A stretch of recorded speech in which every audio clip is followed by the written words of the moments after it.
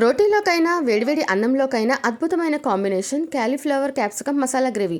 నోట్లో వేసుకుంటే కరిగిపోయేంత రుచిగా ఎలా తయారు చేయాలో ఇప్పుడు మనం చూసేద్దాం.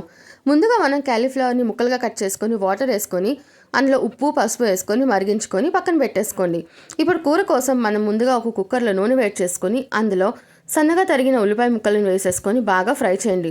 ఉల్లిపాయలు పచ్చివాసన పోయేంతసేపు ఫ్రై చేసిన తర్వాత క్యాప్సికమ్ ముక్కలు అలాగే ఒక ఆలుగడ్డ ముక్క కూడా వేసుకొని బాగా వేయించుకున్న తర్వాత మనం ఇందులో ముందుగా ఉడకబెట్టిన క్యాలీఫ్లవర్ని కూడా వేసేసుకొని ఒకసారి బాగా కలిపేసుకోండి. ఇప్పుడు మనం మసాలా గ్రేవీ కోసం ఒక చిన్న మిక్సీ జార్ తీసుకొని అందులోకి కొంచెం కొత్తిమీర, పచ్చిమిర్చి, అల్లం, వెల్లుల్లి, పచ్చి కొబ్బరి ఇవన్నీ వేసుకొని మెత్తగా పేస్ట్ చేసేసుకోండి. ఇప్పుడు మనం తయారు చేసిన పెట్టిన పేస్ట్ని కూడా మనం కర్రీలో వేసేసుకొని పచ్చివాసన పోయేంతసేపు బాగా ఫ్రై చేసుకోండి.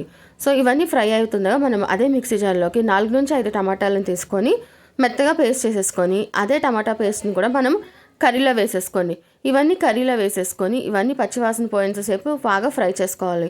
తర్వాత మనం కూరలోకి సరిపడినంత ఉప్పు, అలాగే కొంచెం పసుపు, 1 స్పూన్ కారం, అలాగే 1/2 స్పూన్ ధనియాలు జీలకర్ర పొడి ఇవన్నీ కూడా వేసేసుకొని ఒకసారి బాగా ఫ్రై చేయండి. ఒక 1 మినిట్ అట్లా ఫ్రై చేసిన తర్వాత కూరలో తగిన నీళ్ళని పోసుకొని కొంచెం కరివేపాకు కూడా వేసుకొని కుక్కర్ మూత పెట్టేసి 1 నుంచి 2 విజిల్ రానిస్తే సరిపోతుంది. తర్వాత మళ్ళీ స్టవ్ ఆన్ చేసి కూర దగ్గర పడినంతసేపు ఉడికించిన తర్వాత చివరిగా కొత్తిమీర వేసుకుంటే ఎంతో టేస్టీగా ఉండే cauliflower capsicum masala gravy ready అయిపోతుంది. మీరు కూడా తప్పకుండా ట్రై చేసి ఎలా ఉందో టేస్ట్ నాకు చెప్పండి. Thank you.